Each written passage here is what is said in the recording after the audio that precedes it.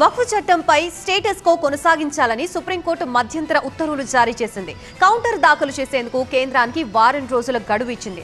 వక్ఫ్ సవరణ చట్టం తెచ్చినందుకు దావుడి బొహ్రా ముస్లింలు ప్రధాని మోదీకి కృతజ్ఞతలు తెలిపారు. వక్ఫ్ చట్టంపై స్టేటస్ కో కొనసాగించాలని సుప్రీంకోర్టు ఆదేశించింది.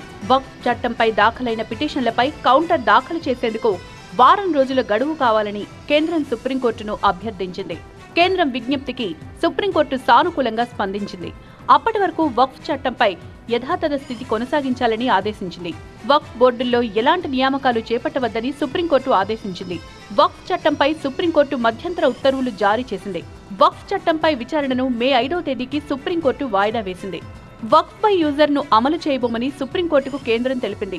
అన్ని పిటిషన్లను విచారించడం సాధ్యం కాదని, తొలుత దాఖలైన 5 పిటిషన్లను విచారిస్తామని సీజేఐ సంజీవ్ ఖన్నా వెల్లడించారు.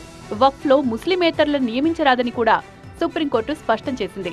తదుపరి విచారణ వరకు వక్ఫ్ ఆస్తులను డీనోటిఫై చేయబోమని కేంద్రం సుప్రీంకోర్టుకు వెల్లడించింది. వక్ఫ్ చట్టంపై పోరాటం కొనసాగుతుందన్నారు మజ్లిస్ ఎంపీ ఓవైసీ.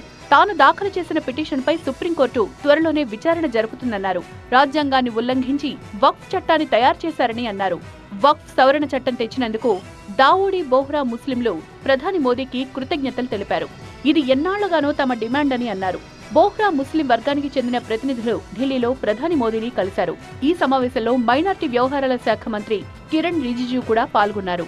ఇంతకాలం వక్ఫ్ బోర్డును అడ్డం పెట్టుకుని కాంగ్రెస్ ఎంఐఎం నేతలు దోపిడీకి పాల్పడ్డారని ఆరోపించారు కేంద్ర మంత్రి కిషన్ రెడ్డి. వక్ఫ్ చట్టం ద్వారా భూములు లాక్కుంటారని అబద్ధాలు ప్రచారం చేస్తున్నారన్నారు.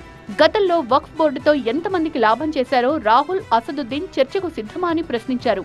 మసీదులు వేరు, వక్ఫ్ బోర్డు భూములు వేరని స్పష్టం చేశారు కిషన్ రెడ్డి. వక్ఫ్ గా న్యాయస్థానాలు ప్రకటించిన ఆస్తులను వక్ఫ్ జాబితా నుంచి తొలగించకూడదని సుప్రీంకోర్టు ప్రతిపాదించింది. వక్ఫ్ బోర్డులు, కేంద్ర వక్ఫ్ మండలిలో ఎక్స్ అఫీషియో సభ్యులు మినహా మిగతా సభ్యులంతా ఖచ్చితంగా ముస్లింలే అయ్యుండాలని సూచించింది. మతంతో సంబంధం లేకుండా ఎక్స్ అఫీషియో సభ్యులను నియమించొచ్చని పేర్కొంది.